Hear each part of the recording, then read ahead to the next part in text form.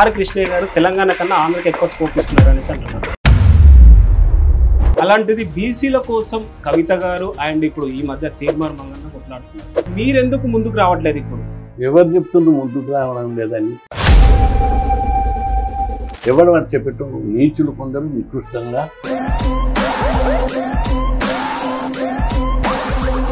అలాంటిది బీసీల కోసమే కొంతమంది పార్టీలు పెడుతున్నారు. ఇది ఏమాత్రం కరెక్ట్ అంటారు? పెట్టండి. రాహుల్ గాంధీ స్వయంగా నైట్లా లాస్ట్ డే ఫోన్ చేశారు, కృష్ణయ్య గారు తెలంగాణ కన్నా ఆంధ్రకి ఎక్కువ స్కోప్ ఇస్తున్నారు అనేసి అంటున్నారు. ఎందుకంటే బండి సంజయ్ గారు నాకు వచ్చే ఎన్నికలలో బీజేపీ గెలుస్తుంది. హాయ్ హలో నమస్తే, welcome to our channel. So guys, మన ముందు అయితే ఆర్ కృష్ణయ్య గారు అయితే ఉన్నారు. సో ఆర్ కృష్ణయ్య గారు అంటే ముందుగా గుర్తుకొచ్చేది ప్రజల నాయకుడు. సో రాజ్యసభ సభ్యుడు అండ్ ఇప్పుడు ప్రజల్లో చాలా యాక్టివ్గా ఉన్నాడు. బీసీ నాయకుడు అంటే ముందుగా గుర్తుకొచ్చేది ఆర్ కృష్ణయ్య గారే. సో అలాంటిది మన ముందు అయితే ఉన్నారా సార్? నమస్కారం సార్. సార్ ఎలా ఉన్నారు? Okay sir. ఎప్పుడు ఉద్యమాలలో ఉంటే ఉద్యమాల ద్వారానే బీసీల అభివృద్ధికి అనేక స్కీములు పెట్టియడం, ఆ కులాల అభివృద్ధికి పాటుపడడం, ఆ కులాలకు ధైర్యము, వాళ్ళ అభివృద్ధి, వాళ్ళ సంస్కారం పెంచడం, ఇది ఎప్పుడు ఈ కార్యక్రమాలు నడుస్తూనే ఉంటాయి. సార్ ముందుగా గుర్తుకొచ్చేది బీసీ ఉద్యమం అంటే ముందు ఆర్ కృష్ణ గారే గుర్తుకొస్తారు. సో అలాంటిది ఇప్పుడు ఆర్ట్ చర్చగా నడుస్తుంది బీసీ ఉద్యమం. అలాంటిది బీసీల కోసం కవిత గారు అండ్ ఇప్పుడు ఈ మధ్య తీర్మార్ మంగన్న కొట్లాడుతున్నారు. సో అలాంటిది మీరెందుకు ముందుకు రావట్లేదు? ఇప్పుడు ఎవరు చెప్తుండ్రు ముందుకు రావడం లేదని? ఇప్పుడు అది కాదు నేను చెప్పేది. రోజు ఉద్యమాలే చేస్తున్నా. ఈ రోజు 2 ఉద్యమాలు చేస్తా. ఎవరు అని చెప్పేటం? నీచులు కొందరు నికృష్టంగా బీసీలను వాడుకునేటోళ్ళు అట్లా ప్రచారం చేస్తారు. రోజు పేపర్లు ఏమనిపిస్తున్నాయి? ధర్నాలు, ర్యాలీలు, మీటింగ్లు నేనే చేస్తున్నా. ఢిల్లీకి పోయి ధర్నాలు చేస్తున్నా. ఎవడన్నా చేస్తుంటా? బీసీ మాట్లాడేటోడు ఎవరు చేస్తలేడు. ఇవన్నీ ఒక దుష్ప్రచారం. ఇది రోజు నేను ఉండేది ఉద్యమాలలోనే. ఎందుకు ఎప్పుడు ఉద్యమాలు? ఈరోజు మీరు వచ్చారు, మీకు ఇంటర్వ్యూ ఇవ్వడానికి టైం దొరకలేదు. ఒక మీటింగ్ అయింది, ఇప్పుడు ఒక ర్యాలీకి వస్తున్నా. ర్యాలీ ఆపి మీతో ఇంటర్వ్యూ చేస్తున్నా. అవును సార్. అది ఫీజులు ఇవ్వాలి అంటే ప్రజల కోసం చేస్తున్నా. చీఫ్ మినిస్టర్ సీటు, పదవుల కోసం చేస్తలేను. ప్రజలకు అభివృద్ధి కోసం, పేద ప్రజలు చదువుకోవాలి, వారి పిల్లలు కొనుగోలు చేయాలి, వాళ్ళు చదువుకొని అభివృద్ధి చేయాలి. దీన్ని చాలామంది నాయకులు వక్రీకరిస్తారు. మా వాళ్ళకు కొద్దిగా సోషల్లీ బ్యాక్వర్డ్ ఉంటారు బీసీలు. ఈర్ష, జరం ఉప్పు కారం ఎక్కువ తింటారు, మాంసం ఎక్కువ తింటారు, ఓర్వజాలంతనం ఎక్కువ ఉంటుంది. ఈర్ష, అసూయ, ద్వేషాలతోటి ఉద్యమాలను తప్పుగా వక్రీకరిస్తారు. అట్లా అయి ఇది ఉద్యమం కాదా? ఆ పిల్లల స్కాలర్షిప్లు వస్తే ఉద్యమం కాదా? జాబులు కావాలని కొట్టాలని ఉద్యమం కదా? ముఖ్యమంత్రి కావాలి, పదవులు కావాలనేదే ఉద్యమం. సర్పంచ్ రిజర్వేషన్లు నేను పెట్టించిన 86లో దేశంలో ఎప్పుడు లేనప్పుడు పెట్టించిన. అది ఉద్యమం కాదా? రాజ్యాధికారం కాదా? వక్రీకరిస్తారు. నా యొక్క మంచితనాన్ని దుర్వినియోగం చేసుకుని ఇక్కడ చూస్తారు. అంతేగాని ఎందుకు ఎట్లాగానో ఉద్యమం మీకు ఎవరు చెప్పిన ఉద్యమం లేదని? నేను ఎందుకు సైలెంట్ ఉన్నా? రోజు ఉద్యమాలని ఉంటా. రోజు 500 నుంచి 1000 మంది వస్తారు ఇక్కడికి. ఏ నాయకుని దగ్గరికి అన్న వస్తారా? రారు. ఇది మీకు కడ్డకు కనిపిస్తున్న ఉద్యమం. మాటలతోటి కొందరు మీడియాలు చేతిలో పెట్టుకొని రకరకాల పద్ధతుల ద్వారా వక్రీకరిస్తారు. బీసీ బిల్లు ఆమోదం అవుతుందంటారా సార్? తప్పనిసరి ఆమోదం అవుతుంది. ఇప్పుడు మేమేం చెప్పినాము? బీసీ లోకల్ బాడీ రిజర్వేషన్లు అమలు చేసేటప్పుడు రాష్ట్ర ప్రభుత్వమే చేయాలి. అసెంబ్లీలో బిల్లు పెట్టాలి, గవర్నర్ ఒప్పుకోవాలి, తర్వాత దాన్ని జీవో తీసి అమలు చేయాలి. కోర్టుకు స్టే అయితే కొట్లాడాలి. కోర్టు వాళ్ళ కొట్టేస్తే 9th షెడ్యూల్ లేదా రాజ్యాంగాన్ని సవరించాలి. చాలామంది 9th షెడ్యూల్ అంటారు. తప్పది. 9th షెడ్యూల్లో పెట్టి కూడా సుప్రీంకోర్టులో కేసులు ఉన్నాయి. 9th షెడ్యూల్ కాదు, రాజ్యాంగాన్ని సవరించాలి. ఎస్సీ ఎస్టీలకు 9th షెడ్యూల్ ఉన్నదా? లేదు, రాజ్యాంగంలోనే ఉన్నది. సవరించరు. రాసేటప్పుడే జనాభా ప్రకారం విద్యా ఉద్యోగాలు అన్ని రిజర్వేషన్లు జనాభా ప్రకారం అని రాజ్యాంగంలో రాశారు. బీసీలకు కూడా అట్లే రాయాలి. రాజ్యాంగం లోపల అమెండ్మెంట్ తీసుకొచ్చి విద్యా ఉద్యోగాలు అన్ని రిజర్వేషన్లు ఆర్టికల్స్ 15, 16, 29, 42 ఇట్లా 7-8 సందర్భాలలో రాజ్యాంగాన్ని సవరించి జనాభా ప్రకారము బీసీలకు రిజర్వేషన్లు ఇవ్వాలి అని ఒక చిన్న అమెండ్మెంట్ చేస్తే ఎప్పటికీ అది ఎవరేం చేయలేదు. సార్ ఇంకోటి సార్, తెలంగాణలో కాంగ్రెస్ వచ్చి 2 సంవత్సరాలు అవుతుంది. సో ప్రజలకి చాలా పథకాలు తీసుకొచ్చాం, చాలా చేస్తున్నాం. గత ప్రభుత్వంతో పోల్చుకుంటే ఈ ప్రభుత్వంలో చాలా డెవలప్మెంట్ చేస్తున్నామంటారు. నిజంగా చేస్తున్నారా? ప్రజలకు అందుతుందంటారా పథకాలని? అంటే గత ప్రభుత్వం మనం అందరం చూసినాం, ప్రజల ఆగ్రహానికి గురై ఓడిపోయింది. నిరుద్యోగ సమస్య మీద, బీసీల అనుకున్నంత స్థాయిలో జరగలేదు.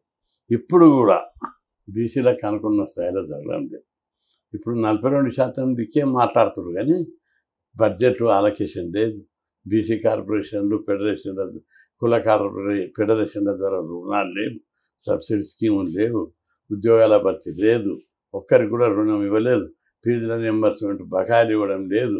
మంత్రివర్గంలో జనాభా ప్రకారం 42% ఇవ్వడానికి ప్రభుత్వానికి ఏం అభ్యంతరం ఉంది?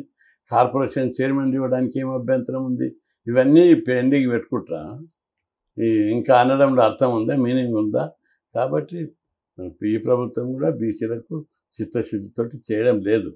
చేస్తున్నామనే ప్రచారం ఇక్కడ ఒకటి గుర్తుపెట్టుకోండి. మీరు నిజంగా ప్రభుత్వానికి చిత్తశుద్ధి ఉంటే నేను మంచిగా హైప్ తీసుకొచ్చారు వాళ్ళు బీసీ వాదం మీద, అందుకు అభినందిస్తున్నా. కానీ బీసీ బిల్లు మీద పార్లమెంట్లో ఇండియా కూటమికి మంచి మెజార్టీ ఉంది. బీహార్ ఓట్ చోరీ అనే దాని మీద నెల రోజులు పార్లమెంటు నడవనీయలేదు. సభ్య సమాజం దీన్ని గుర్తించాలి, కంపేర్ చేసుకోవాలి. బీహార్లో ఓట్ల చోరీ జరిగింది, ఓట్ల తేడా ఉన్నదని చెప్పి పార్లమెంటు, పవిత్రమైన పార్లమెంటు నడిచేటప్పుడు ఒక్కరోజు కూడా పార్లమెంటు నడవనీయలేదు. మరి ఇది ఎంతో ముఖ్యమైన 42% రిజర్వేషన్ల మీద రాజ్యాంగాన్ని అమెండ్ చేయాలి అంటే బీజేపీ ఎట్టకొస్తుందా? అమెండ్ చేయాలనే సరైన డిమాండ్ను వాళ్ళు పెట్టలేదు, కేంద్రం మీద ఒత్తిడి తీసుకురాలేదు. మేము తీసుకొస్తున్నాం. నేను పోయి ప్రధానమంత్రిని, అమిత్ షాని కలిసి కులాల లెక్కలు తీయాలని కన్విన్స్ చేస్తే దెబ్బకి అనౌన్స్ చేశారు. వీళ్ళు అడగని లేదు. పోనీ మేము అడగం, అపోజిషన్లో ఉన్నాం, మేము ఎందుకు అడుగుతామంటే మీరు బీహార్ మీద గొడవ నెలలు చేస్తారు, రోజు చేశారు, పార్లమెంట్ ముందు ధర్నా చేశారు, పార్లమెంట్లో రోజు బైకాట్ చేసి బయటకు వచ్చారు. బీసీ దాని మీద ఒక్కరోజు ఒక్క గంట ఎందుకు చేయలేదు? కాబట్టి బీసీలు అంటే అందరికీ. ఇప్పుడు ఆర్ కృష్ణయ్య గారు బీసీల కోసమే పోరాడతారా, ప్రజల కోసం పోరాడతారా? ప్రజల కోసం. బీసీలు ఒక్కరే కాదు కదా, ఎస్సీ, ఎస్టీ, బీసీ, అగ్ర కులాలలోని పేదల గురించి. ఇప్పుడు ఎందుకు ఆమెచ్చడి చెప్తున్నంటే ఫీజు రియంబర్స్మెంట్ కానీ, హాస్టల్ పెట్టాలని ఇప్పుడున్న ప్రతి స్కీమ్ వెంట ఇప్పటి వరకు 12,000కు పైగా ఉద్యమాలు చేశాను. ప్రతి ఉద్యమాన్ని దాదాపు 50 ఏళ్ళు అవుతుంది ఇప్పుడు చేయబట్టి. పీస్ఫుల్ ఉద్యమాలు చేసినా, మిలిటెంట్ ఉద్యమాలు చేసినా. మిలిటెంట్ ఉద్యమాలు చేసినప్పుడే ప్రభుత్వం దిగొచ్చింది. గతంలో 1979 సెప్టెంబర్ 78 సెప్టెంబర్ 27 నాడు నా 2,000 మందిని తీసుకొని అసెంబ్లీ మీద దాడి చేశాను. హాస్టల్ పెట్టాలి, అందరికీ స్కాలర్షిప్ ఇవ్వాలి, హాస్టల్ సౌకర్యాలు మెరుగుపరచాలని. అప్పుడు చెన్నారెడ్డి స్పందించి చర్చలు జరిపి హాస్టల్ సంఖ్య పెంచాలి. ఇప్పుడు దేశంలో మన రాష్ట్రంలో ఉన్న బీసీ, ఎస్సీ, ఎస్టీ హాస్టళ్ళు 6,000 పైగా ఉన్నాయి, 2 తెలుగు రాష్ట్రాలలో. ఇది ఎక్కడ దేశంలో పెద్ద పెద్ద రాష్ట్రాల్లో కూడా లేదు. ఉత్తరప్రదేశ్, బీహార్, అక్కడ బీసీలు, దళితులు ముఖ్యమంత్రులు అయ్యారు, వాళ్ళు పెట్టలేదు. నాకు ఎజెండా ఉంది, పేద కులాలు చదువుకోవాలి, చదువు ద్వారానే ఈ కులాలకు గౌరవం పెరుగుతాయి, కుటుంబాలు డెవలప్ అవుతాయి. ఎజెండాతో పోరాడాను. అందుకే హాస్టల్ ఎడ్యుకేషన్ మంచిగా లేదు, క్వాలిటీ ఎడ్యుకేషన్ కావాలని గురుకులాలు పెట్టాలని కొట్లాడాను. 82లో కొట్లాడితే విజయభాస్కర్ రెడ్డి 44 గురుకులాలు సోషల్ వెల్ఫేర్లో మంజూరు చేశారు. అప్పుడు 60% ఎస్సీలకు, అందులో 40% బీసీలకు, 30% ఇంకా ఎస్టీలకు అందరూ కలిపి 100%. అప్పుడు దాన్ని రామారావు అధికారం రాగానే కొందరు చాడీలు చెప్పేటోళ్ళకి కాబట్టి జనరల్ స్కూల్గా మార్చాడు. మళ్ళీ ఉద్యమం చేసినాం 83లో. మళ్ళీ పెద్ద ఎత్తున ఉద్యమం చేస్తే అప్పుడు రామారావు గారు నాతో పిలిచి చర్చలు జరిపి కొత్తగా 46 స్కూళ్ళు మంజూరు చేశారు. అప్పటి నుంచి అంచెలు ఈరోజు 1,500 2 రాష్ట్రాల గురుకులాలు ఉన్నాయి. ఇవి గురుకులాలు దేశంలో ఎక్కడ ఒక్కటి కూడా లేదు. ఈ రాష్ట్రంలో 1,500 పెట్టించాము. ఇది మరి బీసీలు ముఖ్యమంత్రులు ఉన్నారు, కర్ణాటక, తమిళనాడు, ఉత్తరప్రదేశ్, బీహార్, మధ్యప్రదేశ్, రాజస్థాన్, మహారాష్ట్ర, గుజరాత్. అక్కడ ఎందుకు పెట్టలేదు? మన సమాజం గుర్తించాలి కదా. వీళ్ళు చదువుకోవాలి, మంచి క్వాలిటీ ఎడ్యుకేషన్ చదువుకొని డాక్టర్లు కావాలి, ఇంజనీర్లు కావాలి, కలెక్టర్లు కావాలి అని చెప్పి పోరాడి పెట్టించాను. సార్ ఇంకోటి సార్, మీరు బీసీల కోసం ఇంత మంచి యుద్ధాలు చేస్తుంటారు కదా, అలాంటిది బీసీల కోసమే కొంతమంది పార్టీలు పెడుతున్నారు. ఇది ఏ మాత్రం కరెక్ట్ అంటారు మరి? పెట్టండి. ఇప్పటికీ ప్రజలు వాళ్ళకి ఏమైనా మొగ్గు మంచి చూపించాల్సింది? ప్రయత్నం చేస్తున్నారు, చేయాలి, ఏముంది తప్పేముంది. మీరు సపోర్ట్ ఇస్తారంట? ప్రజాస్వామ్యం నాకు సపోర్ట్ అనేది నేను ప్రకటించలేదు కదా. నా ఎజెండా నాకు బీసీ కులాలు చదువుకోవాలి, ఉద్యోగాలు చేయాలి, ఆర్థికంగా అభివృద్ధి చెందాలనేది నా ఎజెండా. ఓకే. ఈ ఎజెండా కోసమే పోరాడతా. రాజకీయాల్లో పార్టీలు బీసీల గురించి చాలా వచ్చాయి, లచ్చన్న పెట్టారు అప్పుడు. అదేవిధంగా కొండలక్ష్మణ్, బాపూజీ, బాలగొండ లచ్చన్న కలిపి పెట్టారు, అప్పుడు కూడా ముందుకు పోలేదు. ఆ తర్వాత కాసాని జ్ఞానేశ్వర్, నారాయణముని వెంకటయ్య, అదేవిధంగా మళ్ళా రామయ్య కృష్ణయ్య గారు, వీళ్ళు పెద్దలందరూ పెట్టారు, ప్రయత్నం చేస్తూనే ఉన్నారు. అప్పటి నుంచి దేవేందర్ గౌడ్ కూడా పెట్టారు. అవన్నీ ప్రయత్నం చేస్తున్నారు, కొంత ముందుకు తీసుకొస్తుండ్రు. ఇక తర్వాత వాళ్ళు సపోర్ట్ తప్పుకుంటారు. ఇప్పుడు కూడా పార్టీలు పెట్టాలి, పెడితే తప్పేముంది. బీసీ ఉద్యమం బలపడుతుంది, దాంతో ఇతర పార్టీలు భయపడతాయి. తప్పేం కాదు, అన్ని పార్టీల లోపల చైతన్యం వస్తుంది. ఇప్పుడు మేము చేసిన ఉద్యమాల వల్ల ప్రతి గ్రామంలో ఇంటింటికి చదువుకున్నారు, చైతన్యం పెరిగింది. ఈ చైతన్యం రాజకీయంగా మార్చుకోవాలని ప్రయత్నాలు జరుగుతాయి, తప్పేం కాదు, అది చేయవచ్చు. కవిత గురించి మీరు అడిగారు, కవిత తప్పేముంది. బీసీ కాకుండా ఆమె బీసీ ఉద్యమం ముందు వచ్చింది, అందుకు నేను అభినందిస్తున్నా. బీసీలు కూడా కళ్ళు తెరవాలి, మన కులానికి చెందిన ఆమె వచ్చి మన హక్కుల కోసం నిలబడ్డది అని చెప్పి అభినందించాలి, ఆదర్శంగా తీసుకోవాలి. కానీ తప్పు పట్టడం కాదు, ఇది ప్రజాస్వామ్యం. ఎవరైనా ఈ పేద కులాల గురించి కొట్లాడాలి. స్వామి వివేకానందుడు బీసీ కాకుండా కొట్లాడాడు. మళ్ళా శంకర్ అని ఉండే, శంకర్ ఆయన బీసీ ఎస్సీల గురించి పోరాడాడు. పూలే కొట్టారు. బీసీలు కానివారు కూడా, జయలలిత తమిళనాడులో, ఇంకా అనేక రాష్ట్రాల్లో కూడా బీసీలు కానివారు కూడా. లోహియా బీసీ కాదు, అయినా బీసీల కోసమే ఆయన పోరాడాడు. కాబట్టి పోరాటం చేస్తే బీసీ వాదం పెరుగుతుంది, బీసీలకు లాభం జరుగుతుంది. కాబట్టి తప్పు పట్టొద్దని చెప్పి బీసీ సోదరులకు విద్య. ఓకే సార్, మరికొంతమంది కామెంట్ ఏం చేస్తున్నారంటే, మేము లైవ్ లో చూస్తున్నాం, ప్రజల మనిషి చాలా సింపుల్ సిటీగా ఉన్నారు. సో అలాంటిది కొంతమంది కామెంట్ ఏం చేస్తున్నారంటే, ఆర్ కృష్ణయ్య గారు తెలంగాణ కన్నా ఆంధ్రకి ఎక్కువ స్కోప్ ఇస్తున్నారు అనేసి అంటున్నారు. ఏం లేదు, అదేం లేదు. తెలంగాణ నేను ఎంపీ ఈడ పుట్టిన, తెలంగాణ గడ్డ మీద పుట్టిన తెలంగాణ బిడ్డాను. ఆంధ్ర వాళ్ళు పిలిచి జగన్మోహన్ రెడ్డి గారు ఎంపీ రాజ్యసభ పిలిచి ఇచ్చారు. ఆయన నన్ను గౌరవించాడు, పిలిచి ఇచ్చాడు. మరి ఆంధ్ర వాళ్ళు విడిచి ఇచ్చారు, కానీ తెలంగాణలో ఎవరన్నా ఏ పార్టీ అయినా విడిచి ఇచ్చిందాను గౌరవించారు. నా సేవలు అన్నీ గుర్తించారు వాళ్ళు, గుర్తించి పిలిచి టికెట్ ఇచ్చారు. అప్పుడప్పుడు పోతున్నా, అక్కడ ఇచ్చినా అక్కడికంటే ఎక్కువ ఉద్యమాలు ఇక్కడనే చేస్తున్నా. ఎందుకు సార్, ఎందుకు చేయాల్సి వస్తుంది ఇక్కడ? మరి అంటే ఇక్కడ నాకు పట్టుంది మొదటి నుంచి, ఇక్కడ అనుకూలంగా ఎన్నే ఉంటాయి ఎక్కువ, కాబట్టి జనం అంతా ఇరికే వస్తారు, అలవాటు పడ్డారు ఒక పద్ధతికి. కాబట్టి ఇక్కడనే ఉద్యమాలు ఎక్కువ చేస్తాం. ఓకే సార్, 2014లో అనుకుంటా ఎమ్మెల్యేగా గెలిచారు ఎల్బీనగర్ నుంచి.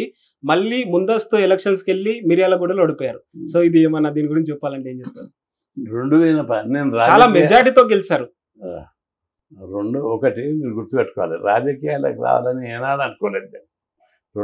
రామారావు పార్టీ పెట్టినప్పుడే ఈమె తాండూరు సంగారెడ్డి టికెట్ ట్రై చేస్తే నేను రాజకీయాలకు రానని చెప్పాను.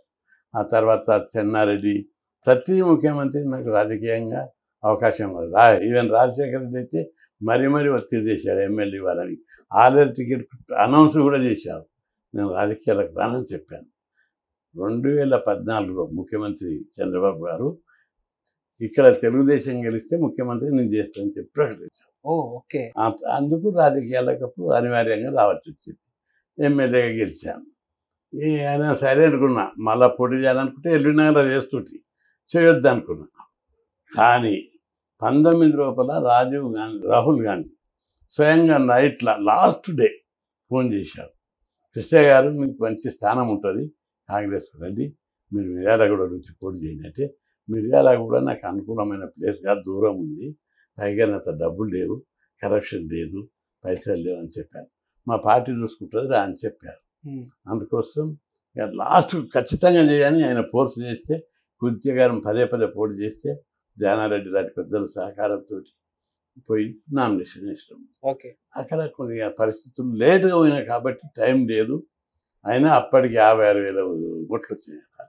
ఎదుటి పార్టీ వాళ్ళు డబ్బులు ఖర్చు పెట్టారు, నేను పెట్టలేకపోయాను. ఓకే నాకు సమయానికి డబ్బులు రాలేదు, ఈవెన్ ఖర్చులకు కూడా మినిమం ఖర్చులకు కూడా సరిపోలేదు. ఓకే అట్లాంటి పరిస్థితిలో ప్రజలందరూ ఫీల్ అయ్యారు. అక్కడ ఇంత లేటుగా వచ్చినా 56,000 ఓట్లు వచ్చాయి, ఇంకా జర ముందు వస్తే మేము గెలిపించుకునేది. ప్రజల మనిషి మా అన్న అని. ఓకే అప్పుడు ఆ తర్వాత సైలెంట్గా ఉన్నా. మళ్ళీ నేను ఏ పార్టీ కాకుండా జగన్మోహన్ రెడ్డి విడిచి రాజ్యసభ ఇచ్చాను. నేను అది విడిచిపెట్టి ఉద్యమాలు చేద్దామని మళ్ళీ ఉంటే బీజేపీ పార్టీ పిలిచి మళ్ళీ టికెట్ ఇచ్చింది. ఓకే ఇది నేను ఏ పార్టీ దగ్గరికి పోలే, వాళ్ళే నా సేవలు గుర్తించి పిలిచిస్తున్నారు. ఓకే సార్, ఇప్పుడు మీరు బీజేపీ పిలిచి ఇప్పుడు పార్టీ టికెట్ ఇచ్చారు మీకు. ఓకే సో ఇక్కడ తెలంగాణలో చూసుకున్నట్టయితే బీజేపీ పరిస్థితి ఎలా ఉందంటారు? ఇప్పుడు ఎన్ రామచంద్రరావు గారికి అధ్యక్ష పదవి ఇచ్చారు, సో ఎలా ఉందంటారు మరి? రామచంద్రరావు సమర్థుడైన నాయకుడు. ఎందుకంటే యూనివర్సిటీలో నేను లా కాలేజీ ప్రెసిడెంట్, ఆ తర్వాత నాకు చాలా 7-8 ఏళ్ళు జూనియర్ అనుకో, కానీ మంచి నాయకుడు, నాయకత్వ లక్షణాలు ఉన్న వ్యక్తి, పేద వర్గాల గురించే పోరాడేటట్టు ఏబీపీ నుండి అనేక ఉద్యమాలు లీడ్ చేశాడు. మనిషి సాఫ్ట్గా కనిపిస్తాడు కానీ నిర్ణయాలు కఠినంగా ఉంటాయి, గట్టి నిర్ణయాలే ఉంటాయి. ఆర్గనైజేషన్ కూడా స్కిల్స్ బాగుంటాయి. కాబట్టి మంచిగానే పార్టీ డెవలప్ అవుతుంది ఆయన నాయకత్వంలో. రెండవది, వచ్చే ఎన్నికలలో బీజేపీ గెలుస్తుంది. సార్ ఒకటి సార్, బీజేపీలో కుల రాజకీయాలు నడుస్తున్నాయి అనేసి కూడా అంటూ ఉంటారు, నిజమే అంటారు సార్? ఎందుకంటే బండి సంజయ్ గారిని అందుకే తీసేస్తారు కూడా అంటున్నారు. బండి సంజయ్ గారు నాకు వద్దన్నాను, వేరే వాళ్ళకి ఇచ్చారు. బండి సంజయ్ తీసేటువంటి ఎవరు లేరు, ఆయన మంచి యాక్టివ్ లీడర్ కాబట్టి ఎవరు తీసేయలేరు. అదే పార్టీలో బీజేపీ పార్టీలో రొటేషన్ ఉంటుంది ఎప్పుడు. ఓకే లోకల్ బాడీ రిజల్ట్ ఎలా ఉండబోతుంది సార్? ఇప్పుడు త్వరలో వస్తున్నాయి లోకల్ బాడీ ఎలక్షన్ అంటే ఎన్నికలు అనౌన్స్ చేసి చూద్దాం. వాళ్ళు 42% పెడతారా పెట్టరా అనే దాన్ని బట్టి ఉంటుంది రిజల్ట్. ఓకే పెట్టాలి. ఇప్పుడు జూబ్లీ ఎలక్షన్స్ కూడా రాబోతున్నాయి, జూబ్లీ బై ఎలక్షన్స్. సో ఇంతవరకు క్యాండిడేట్ కూడా ఫైనల్ చేయలేదు, ఎవరు గెలిచే ఛాన్స్ ఉందంటారు మరి? అంటే వాతావరణం బీజేపీ అనుకూలంగా ఉందాడా చూడాలి. ఇంకా అన్ని పార్టీలు క్యాండిడేట్ అనౌన్స్ చేసినా కనిపిస్తుంది. ట్రెండ్ అయితే బీజేపీకి అనుకూలమైన ట్రెండ్ సెట్ అయింది. ఓకే అర్బన్ ఓటర్లు చాలా తెలివైన వాళ్ళు. రెండవది, బీసీ లోపల చైతన్యం వస్తుంది. ఇప్పుడు కాకుండా రేపైనా బీసీ లోపల తిరుగుబాటు వస్తుంది. రాజ్యాధికారానికి పరుగు మేము పోరాడి పెట్టించినందుకే ఇప్పుడు సమాజంలో సైలెంట్ విప్లవం తెచ్చినది. ఎవరిని కొట్టకుండా తిరుగుబాటు తుపాకి పట్టకుండా విప్లవం తెచ్చింది. ఎట్లా మీరు ప్రాక్టికల్గా ఇప్పుడే చెప్పారు కొందరు పిల్లలు, అనేక మంది చర్చలలో మీటింగ్లలో చెప్తారు, మీకు కూడా కనిపిస్తుంది. 10 ఏళ్ల కింద 12 ఏళ్ల కింద రోడ్ల దగ్గర ఏదేవరు ఉంటుంది, పాలమూరు, ప్రకాశం, శ్రీకాకుళం ఎవరు ఉంటుంది హైదరాబాద్లో. అపార్ట్మెంట్ గట్ట దగ్గర కూడా వీళ్ళే ఉంటుంది, మహబూబ్ నగర్ లేబర్, మెదక్ లేబర్, ప్రకాశం, శ్రీకాకుళం. ఇప్పుడు ఎవరు ఉంటున్నారు మీరు చెప్పండి? ఇప్పుడు చూస్తే అపార్ట్మెంట్ గట్ట దగ్గర, రోడ్ దగ్గర ఒరిస్సా, ఛత్తీస్గఢ్, ఉత్తరప్రదేశ్, బీహార్ లేబర్ ఉంటుంది. మన లేబర్ వాళ్ళందరూ ఏమైనా చదువుకున్నారు. మన వాళ్ళు నేను పెట్టించిన హాస్టళ్ళు, నేను పెట్టించిన గురుకులాలు, ఫీజు రియంబర్స్మెంట్ పథకంలో, స్కాలర్షిప్ పథకం వల్ల ప్రతి ఒక్కరు చదువుకొని ఉన్నత విద్యావంతులై ఐటీ కంపెనీలల్లో విమానం ఎక్కి అమెరికా పోతుండ్రు, ఐటీ కంపెనీ కార్ ఎక్కి ఐటీ కంపెనీలకు పోతున్నారు. డెవలప్మెంట్ స్టార్ట్ అయింది, సమాజంలో మౌలికమైన మార్పు స్టార్ట్ అయింది.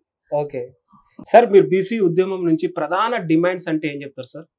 అంటే సర్వజన సుఖినో భవంతి, కులాలు చదువుకోవాలి, అధికారంలో వాటా తీసుకోవాలి, అన్ని రంగాల్లో అభివృద్ధి చెందాలి, సుఖ సంతోషాలతో ఉండాలనేది. అందరూ భారతమాత ముద్దు బిడ్డలం. మేము అగ్రకులాలకు మేము శత్రువులం కాము, అగ్రకులాలకు తమ్ముళ్ళం. మా అన్నలు వాళ్ళు మా వాటా మాకు ఇవ్వమని అన్నలతో కొట్లాడుతున్నాం మేము. మా వాటా మాకు అన్ని రంగాల్లో, విద్య, ఉద్యోగ, ఆర్థిక, రాజకీయ రంగాల్లో పెత్తనం మీరు చేసిన రోజులు చాలు, మా వాటా మాకు మేము కూడా సపరేట్గా ఉంటామని అడుగుతున్నాం. ఓకే, ఆర్ కృష్ణయ్య గారు ఫ్యూచర్ కార్యాచరణ ఎలా ఉండబోతుంది అంటే ఏం చెప్తారు? చివరి దాకా నేను సాధించేది బీసీ బిల్లు, పార్లమెంట్లో బీసీ బిల్లు పెట్టించి చట్టసభలో బీసీలకు రిజర్వేషన్లు పెట్టించడమే నా ధ్యేయం. అది మోడీ ద్వారా సాధ్యం వచ్చింది. మోడీ చేస్తాడు అది.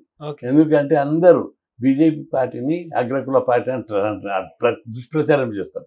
తప్పని నేను బీసీ కరడు కట్టిన బీసీ నాయకుడిగా చెప్తున్నా.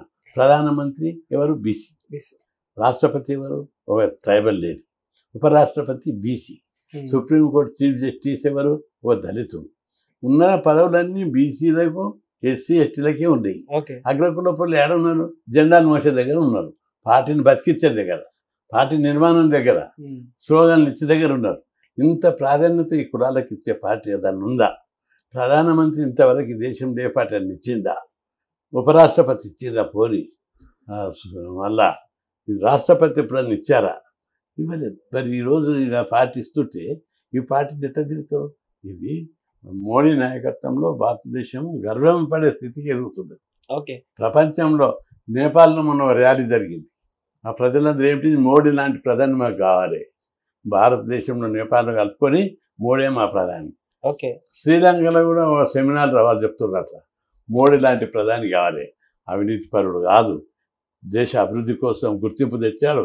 భారతదేశాన్ని చాలా స్పీడ్గా అగ్రదేశాల వైపు తీసుకుపోతున్నటువంటి గొప్ప నాయకుడు. ఇల్లు లేదు, సంసారం లేదు, ఆస్తి లేదు, ఊరు లేదు, పల్లె లేదు, ఏం లేదు. ఓ యోగి దేశాన్ని పరిపాలిస్తున్నాడు. అంత గొప్ప నాయకుడు ఉండడం భారతదేశానికి అదృష్టం. ఓకే సార్, ప్రధానమంత్రి గారి బర్త్డే ఈరోజు. అలాంటిది తెలంగాణలో కొంచెం ఏదో అంత సెలబ్రేషన్ కనిపించట్లేదు. ఎందుకు? మేము చేసినాం ఇప్పటిదాకా. మీరు చేశారు సార్, కానీ ఈ రాష్ట్రంలో కొంచెం తగ్గినట్టు అనిపించింది. ఎందుకు ఉండొచ్చు? తగ్గలేదు, కానీ లాస్ట్ టైం తో పోల్చుకుంటే ఈ టైం కొంచెం 2-3 కలిసి వచ్చినాయి. ఈరోజు తెలంగాణ విమోచన దినోత్సవం, బీజేపీ కూడా అండా బీజేపీ అయిపోయింది. 2 ప్రోగ్రాంలు ఉన్నాయి, 2 చేసిండ్రు. అందుకే ఫోకస్ కావడం లేదు అని చేస్తున్నారు. సార్, మీరు చాలా మంది సీఎంలు చూస్తూ ఉంటారు. సో అలాంటిది కేసీఆర్ గారు ఈ మధ్యలో బయటికి రావట్లేదు, అసెంబ్లీ కూడా రావట్లేదు. ప్రజలు కూడా చాలా మంది వెయిట్ చేస్తారు ఏం మాట్లాడతారు అనేసి కూడా. సో మీకు దగ్గర చాలా క్లోజ్ కాబట్టి కొంచెం ఏమైనా చెప్తే చెప్పండి. కేసీఆర్ నేను ఇండివిజువల్గా లైక్ చేస్తాను. ఓ మంచి ఉద్యమ నాయకుడు. ఓకే. అంతేకాదు చాలా తెలివైన వాడు. ఓకే. ఆయన అడ్డగోలుగా తిడతారు అని అంటారు, తప్పది. మంచోళ్ళని ఎప్పుడు తిట్టలేదు ఆయన. ఓకే. లంగాలు ఉంటేనే తిట్టి. ఓకే. మంచి సమాజం పట్ల అవగాహన, నిస్వార్థంగా సేవ చేస్తున్నారు. ఎప్పుడు ఆయన చిన్న చూడారు. ఆయన ఆరోగ్యంగా ఉండాలి. అట్లాంటి బలమైన నాయకుడు ఆరోగ్యంగా బయటికి రావాలి. కొద్దిగా వీక్ ఏజ్ ఫ్యాక్టర్ తోటి వీక్ అయినట్టున్నాడు. ఎందుకంటే చూస్తుంటే నడుస్తున్నప్పుడు కనిపిస్తుంది. ఆయన ఆరోగ్యంగా కోలుకొని మరింత ముందుకు రాష్ట్ర అభివృద్ధికి మరింత ఆయన సేవలు అవసరం. ముందుకు వచ్చి ప్రజల పక్షాన పోరాడాలని విజ్ఞప్తి. ఓకే సార్, మీరు ఏపీలో చాలా యాక్టివ్గా ఉంటారు కాబట్టి ఏపీలో 2 సీఎంలు చాలా దగ్గర మీరు. సో వైఎస్ రాజశేఖర రెడ్డి గారికి క్లోజ్, జగన్ గారికి క్లోజ్, అండ్ చంద్రబాబు గారికి కూడా క్లోజ్. సో వీళ్ళ గురించి చెప్పాలంటే ఏం చెప్తారు సార్?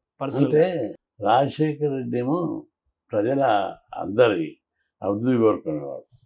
అందరూ క్షేమాన్ని, చదువుకోవాలి, ఉద్యోగాలు చేయాలి, ఉపాధి పొందాలని కోరుకునే నాయకుడు. మంచి బ్రహ్మాండమైన నాయకుడు. చంద్రబాబు ఏమో సమర్థుడు, రాష్ట్ర సంపద సృష్టి విజన్ ఉన్న నాయకుడు. ఓకే. రాష్ట్ర సంపద సృష్టిస్తే ప్రజలు వాళ్ళ కాళ్ళ మీద బతకాలి అని మంచి విజన్ ఉన్నటువంటి నాయకుడు. అంటే పబ్లిసిటీ కోసం చూడరు ఆయన. స్వయం సమృద్ధి మీద వాళ్ళు బతకాలి, బంగ్లా కట్టుకోవాలి, ఆస్తి ఇన్కమ్ సోర్స్ పెట్టుకోవాలి. సబ్సిడీ స్కీమ్లతో ఎన్ని రోజులు ఆధారపడతారు అని మంచి విజన్. స్వయం సమృద్ధి. ఈరోజు అభివృద్ధి చెందింది హైదరాబాద్, తెలంగాణకి ఇన్కమ్ వస్తుందంటే చంద్రబాబు యొక్క ముందు చూపు వల్ల ఇక్కడ ఐటీ కంపెనీలు రావడం, అనేక అభివృద్ధి కార్యక్రమాలు చేయడం వల్ల తెలంగాణకు మంచి ఇన్కమ్ వస్తుంది హైదరాబాద్ వల్ల. ఓకే. అట్లా ఇప్పుడు అక్కడ దృష్టి పెట్టిండు.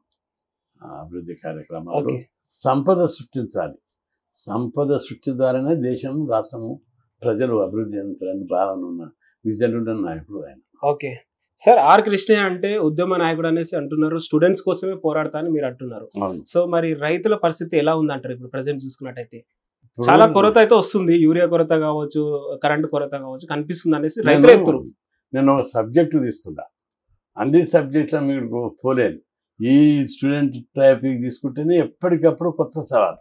నేను హాస్టల్ పెట్టాలంటే హాస్టల్ రద్దు చేయాలని ప్రభుత్వం, స్కాలర్షిప్లు ఫీజులు స్కీమ్ పెట్టించిన, ఇది ఎప్పుడు తీసేద్దామని ఈ ప్రభుత్వాలు. వీటిని ఎదుర్కొని ఎగ్జిస్టెన్స్ ప్రాబ్లమ్స్ మీదనే పోరాటం జరిపోయింది. ఈ బీసీలకు చట్టసభల రిజర్వేషన్లు, బీసీలకు కొత్త రిజర్వేషన్ల పెంపు, వీటి మీద పెంచడానికి నా టైం ఎక్కువ అవుతుంది, నాకు వనరులు తక్కువ. సో బీసీలకు ఇప్పుడు న్యాయం జరుగుతుందంటారా? ప్రజెంట్ చూసుకున్నట్టయితే జరుగుతుంది. ప్రజల్లో చైతన్యం వచ్చింది, పోరాడతాం. ఇప్పుడు బీసీల బలం పెరిగింది. ఒకరోజు 40 ఏళ్ళ కింద నేను ఒక్కని కొట్లాడినా. బీసీ అనే పదం ఉచ్చరించేటోడు లేడు ఆ రోజుల్లో, యూనివర్సిటీలో కానీ ఎక్కడ కానీ. అన్ని కమ్యూనిస్ట్ ఉద్యమాలు, విప్లవ ఉద్యమాలు, దేశభక్తి ఉద్యమాలు జరిగిన రోజులు. అప్పుడు బీసీ అనడానికి భయపడుతుంది బీసీలు కూడా, నాయకులు కూడా. నేను ధైర్యంగా బీసీ జెండా పెట్టి ఊపి ఉద్యమాలు చేసిన. ఇంకా విశేషం మీరు గుర్తించాలి, ఆ కాలంలో నాకు 2 మైనస్ పాయింట్ ఉంటే కూడా ఏంటి సార్? క్యాంపస్లో ఓకే. నేను బీసీని, పైగా ఆర్ఎస్ఎస్ ఏబీపీ నుంచి వచ్చిన. క్యాంపస్లో ఆర్ఎస్ఎస్ ఏబీపీ అంటే వ్యతిరేకత ఉండేది. బీసీ అనే పదం ఉచ్చరించుకున్నా. అన్ని విప్లవ సంస్థలు, కమ్యూనిస్ట్ పార్టీలు నా జాయింట్ యాక్షన్ కమిటీ చేసి నన్ను చైర్మన్ చేశాను. నేనే లీడ్ చేసిన అన్ని ఉద్యమాలను. ఓకే. అంటే నేను ఆర్ఎస్ఎస్గా గర్విస్తా. ఓకే. నా నాయకత్వ నిర్మాణానికి వాళ్ళు పదవి పెట్టారు. ఓకే సార్, తెలంగాణలో బీజేపీ నుంచి అధ్యక్ష పదవి తీసుకునే ఛాన్స్ ఉందంటారా మరి? నాకు పదవి మీద లేదు ఆశ. ఎందుకు సార్? చాలా ప్రజలకు చాలా దగ్గర ఉంటారు, సింప్లిసిటీగా ఉంటారు. సో మీలాంటి వ్యక్తిని కోరుకుంటున్నారు కదా. అంటే పదవు బీజేపీలో కోరుకుంటే రావు పదవు. అధిష్టానము ఆ పరిస్థితిని బట్టి, అవకాశాన్ని బట్టి పదవి వస్తుంది. ఓకే సార్, మరి ఫైనల్ గా జనాలకి బీసీ ఉద్యమం నుంచి చెప్పాలంటే ఏం చెప్తారు మరి? బీసీలు అందరూ పోరాడితేనే హక్కులు వస్తాయి. ఓకే. పోరాడితేనే హక్కులు వస్తాయి, అభివృద్ధి చెందుతారు. ఇంట్లో దుప్పటి కప్పుని పడుకోవద్దు, బయటికి రండి, వీధి మీద పోరాటాలు చేద్దాం. నేను 50 ఏళ్ళ నుంచి పోరాడుతున్నా, అలసిపోలేదు. మీరు మీ జీవితంలో 1 నెల పోరాడండి అందరు. బీసీలలో అనేక సంఘాలు ఉన్నాయి, అనేక మంది నాయకులు వచ్చారు. వాళ్ళు నిస్వార్థంగా పోరాడేటటువంటి సైన్యం చాలా తయారైంది. కాబట్టి వాళ్ళందరూ పోరాడడానికి మరింత ముందుకు రావాలని అందరినీ నేను అభినందిస్తున్నాను. థ్యాంక్ యూ సార్, ఇంతసేపు టైం స్పెండ్ చేశారు. ర్యాలీకి అది కూడా thank you so much sir. అలా ర్యాలీ వెయిట్ చేస్తున్నారు, పోతా. Okay, thank you.